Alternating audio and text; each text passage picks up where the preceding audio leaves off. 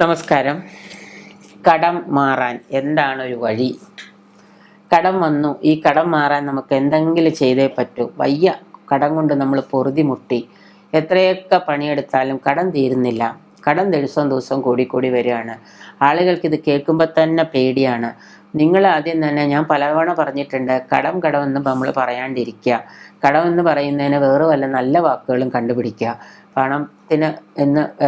പണം ധാരാളം ഉണ്ട്, പക്ഷേ എനിക്ക് കടം ഇല്ല എന്ന് പറയുമ്പോഴും എന്താണ്, പണം ധാരാളമുണ്ട് എനിക്ക് പക്ഷേ കടമില്ല എന്ന് പറയുമ്പോൾ അവിടെ കടം എന്നൊരു വാക്ക് വന്നു.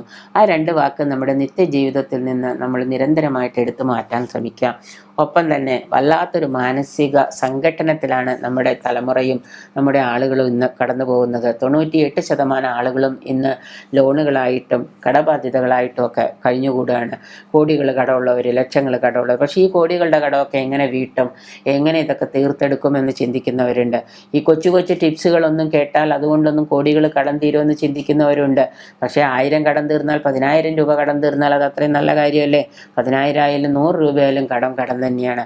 100 രൂപ ഒരാൾക്ക് കൊടുക്കാനുണ്ടെങ്കിലും, 1 ലക്ഷം കൊടുക്കാനുണ്ടെങ്കിലും, 10 ലക്ഷം കൊടുക്കാനുണ്ടെങ്കിലും, 10 കോടി കൊടുക്കാനുണ്ടെങ്കിലും കടം എന്ന് പറയുന്നത് കടം തന്നെയാണ്.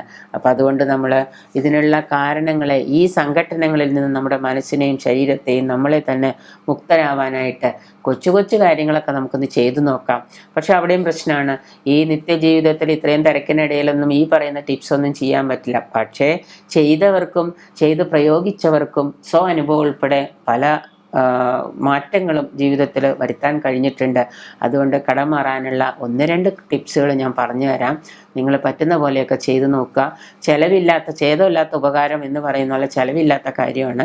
അപ്പോൾ അത് ചെയ്തു നോക്കുക. ലക്ഷങ്ങൾ മുടക്കി നമ്മൾ ചെയ്യുമ്പോൾ ചിലപ്പോൾ ഇതൊന്നും നമ്മുടെ ജീവിതത്തിലേക്ക് ചിലപ്പോൾ പ്രായോഗികമാവാൻ ബുദ്ധിമുട്ടുണ്ടാവാം. അതുകൊണ്ട് കുഞ്ഞു ടിപ്സ് ആണെങ്കിലും ഞാൻ പറഞ്ഞു തരാം. നിങ്ങൾ ചെയ്യേണ്ടത്, നമ്മുടെ വീട്ടിൽ ചപ്പാത്തിക്ക് കുഴയ്ക്കുന്ന ഗോതമ്പ് പൊടി എടുത്തിട്ട് കുഴച്ച് ഉണ്ടയാക്കി എടുത്തിട്ട് നിങ്ങളുടെ വീടിനടുത്ത് വല്ല കുളമോ പുഴയോ അല്ലെങ്കിൽ ചെറിയ അരുവിയോ തോടോ, ഇപ്പോൾ മഴക്കാലമൊക്കെ ആകുമ്പോൾ ഇഷ്ടം പോലെ ഉണ്ടെങ്കിൽ അവിടെ കൊച്ചു മത്സ്യങ്ങളൊക്കെ ഇങ്ങനെ അവിടെ നീന്തി കളിക്കുന്നുണ്ടാവും. അപ്പം നിങ്ങളൊരു ദിവസം രാവിലെ, എല്ലാ ദിവസവും രാവിലെ ജോലിക്ക് പോകുന്ന സമയത്തോ വീട്ടിലിരിക്കുന്ന വീട്ടമ്മമാരോ ആരും ആയിക്കോട്ടെ, പതുക്കെ രാവിലെ കുറച്ച് ഗോതമ്പൊടിയൊക്കെ കുഴച്ച് കയ്യിലെടുത്ത് വെച്ചുകൊണ്ട് നിങ്ങൾ പതുക്കെ ആ കുളത്തിലേക്കോ പുഴയിലേക്കോ അരുവിയിലേക്കോ പോകും. അതിലേക്ക് ചാടാനല്ല, അതിൽ ചെന്ന് ഈ ഗോതമ്പൊടി അവിടെ വെച്ച് പതുക്കെ അവിടെ ഇരുന്ന്, തൊട്ടടുത്ത ക്ഷേത്രങ്ങളൊക്കെ ഉണ്ടെങ്കിൽ ആ ക്ഷേത്രത്തിലൊക്കെ ഒന്ന് തൊഴുതിട്ട് പതുക്കെ അവിടെ ഇരുന്നിട്ട് ഈ ഒരു ചെറുപയറ് മണി വലിപ്പത്തിൽ ഈ ഗോതമ്പ് പൊടി ഓരോരോ കുഞ്ഞു ഉണ്ടകളായിട്ട്, ചെറുപയറിൻ്റെ വലിപ്പത്തിൽ കൊച്ചു ഉണ്ടകളായിട്ട് എടുത്തിട്ട് ഓം ശ്രീം നമ, ശ്രീ എന്നല്ല,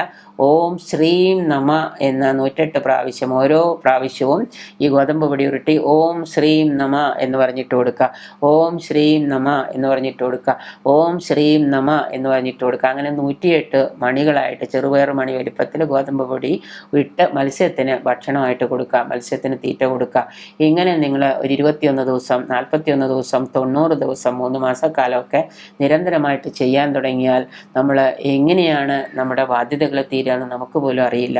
തീർച്ചയായിട്ടും നമുക്കതിൽ നിന്ന് ഒരുപാട്, എന്നെ പലരും വിളിച്ച് പറഞ്ഞിട്ടുണ്ട് ഇങ്ങനെയൊക്കെ ചെയ്തിട്ട് ഒരുപാട് മാറ്റങ്ങൾ ഉണ്ടായിട്ടുണ്ട്. അനുഭവം എന്ന് പറയുമ്പോൾ നമുക്കറിയാലോ എങ്ങനെയായിരിക്കും അത് നമ്മുടെ ജീവിതത്തിലേക്ക് പോസിബിളായിട്ട് വന്നിട്ടുള്ളതെന്ന്. അപ്പോൾ നമ്മൾ ഛേദമില്ലാത്ത ഉപകാരമായിട്ട് കുറച്ച് ഗോതമ്പൊടി എല്ലാ ദിവസവും കുഴച്ചിട്ട് ഒരു 21 ദിവസം അടുപ്പിച്ച് നിങ്ങൾ ഈ ജോലിക്ക് പോകുന്നവരാണെങ്കിൽ പോകുന്ന വഴിക്ക് വല്ല പുഴയുണ്ടെങ്കിൽ കുറച്ച് നേരത്തെ പോവുക. എന്നിട്ട് ഇത് കുഴച്ച്, കടമൊന്ന് തലയിൽ കയറുന്നതിലും സുഖമല്ലേ, മത്സ്യത്തിന് മീനൂട്ടായിട്ട് കൊടുക്കുക. ഇങ്ങനെ നിങ്ങൾ എല്ലാ ദിവസവും ചെയ്യാൻ ശ്രമിക്കുക. 21 ദിവസം ചെയ്യാം, 41 ദിവസം ചെയ്യാം, 90 ദിവസം ചെയ്യാം. ചെയ്തു കഴിഞ്ഞാൽ നമ്മുടെ കടബാധ്യതകൾ കുറേശ്ശെയായിട്ട് മാറും. കടം എന്ന വാക്കുകളും നമ്മുടെ ജീവിതത്തിൽ നിന്ന് എടുത്തു മാറ്റുക. പിന്നെ രണ്ടാമതായിട്ട് പറയുന്ന ഒരു ചെറിയ ടിപ്സ് എന്ന് പറഞ്ഞു കഴിഞ്ഞാൽ, നിങ്ങൾ ചെയ്തിട്ടുള്ളവർക്ക് കണ്ടിന്യൂ ചെയ്യാം. നമ്മുടെ വീട്ടിൽ എത്ര അംഗങ്ങളുണ്ടെങ്കിലും ഓരോ അംഗങ്ങളും രാവിലെ കുളി കഴിഞ്ഞ് വരുന്ന സമയത്ത്, കുളി കഴിഞ്ഞ് വരുന്നവരെല്ലാവരും ഒരേ നുള്ളു പഞ്ചസാര എടുത്തിട്ട് വീട്ടിന് പുറത്ത് കൊണ്ടുവന്ന് ഉറുമ്പുകൾക്കും കീടങ്ങൾക്കും പ്രാണികൾക്കും ഭക്ഷണമായിട്ട് കൊടുക്കുക. ഓരോ നുള്ളും കുളി കഴിഞ്ഞ് വരുന്ന കുടുംബാംഗങ്ങൾ, കൊച്ചുകുട്ടി ഉണ്ടെങ്കിൽ കൊച്ചുകുട്ടിയെ കൊണ്ട് പോലും ഒരു നുള്ളു പഞ്ചസാര എടുത്തിട്ട് വീട്ടിൻ്റെ മുറ്റത്ത് കൊണ്ടുവന്നിട്ട് കൊടുക്കുക. വീടിനകത്തല്ല, വീടിൻ്റെ മുറ്റത്ത് കൊണ്ടുവന്നിട്ട് കൊടുക്കുക. ഉറുമ്പുകൾക്കും കീടങ്ങൾക്കും പ്രാണികൾക്കും ഭക്ഷണമായിട്ട് കൊടുക്കുന്നത് കൊണ്ട് നിങ്ങൾക്ക് എന്താണ് എന്താണ്, അവിടെ നിങ്ങളുടെ ബാധ്യതകൾ കുറഞ്ഞില്ലാതെയായി വരും. എല്ലാ ദിവസവും ഇതുപോലെ തന്നെ എല്ലാവർക്കും ചെയ്യാം. വീട്ടിലൊരു കൊച്ചുകുട്ടി ഉണ്ടെങ്കിൽ പോലും കുഞ്ഞിനെ കൊണ്ട് പോലും നമ്മൾ കൈകൊണ്ട് എടുപ്പിച്ചിട്ട് പുറത്തു കൊണ്ടുവന്ന് ഇട്ട് കൊടുക്കാം. നമുക്ക് കുളി കഴിഞ്ഞ് ശുദ്ധമായതിന് ശേഷം വേണം ഇത് ചെയ്യാൻ. അതിൻ്റെ അർത്ഥം എന്ന് പറഞ്ഞാൽ പ്രാണികൾക്കും ഉറുമ്പുകൾക്കും കീടങ്ങൾക്കും നമ്മൾ ഭക്ഷണം കൊടുക്കുന്നു എന്നുള്ളതാണ്.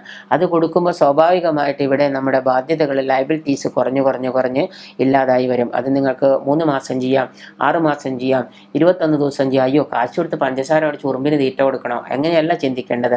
ഇത് ചെയ്തു കഴിഞ്ഞാൽ തീർച്ചയായിട്ടും നമുക്ക് എന്താണ്, നമ്മളുടെ ബാധ്യതകളെ നമുക്ക് കുറേയേറെ ഇല്ലാണ്ടാക്കാൻ സാധിക്കും. 1 കോടി രൂപ കടം തീരാൻ ചിലപ്പോൾ ഒരു 6 മാസം ചെയ്യേണ്ടി വരാം. എങ്ങനെ തീരുന്നു എന്നുള്ളതല്ല അവിടെ പ്രശ്നം, എങ്ങനെ പണം വരുന്നു എന്നുള്ളതല്ല.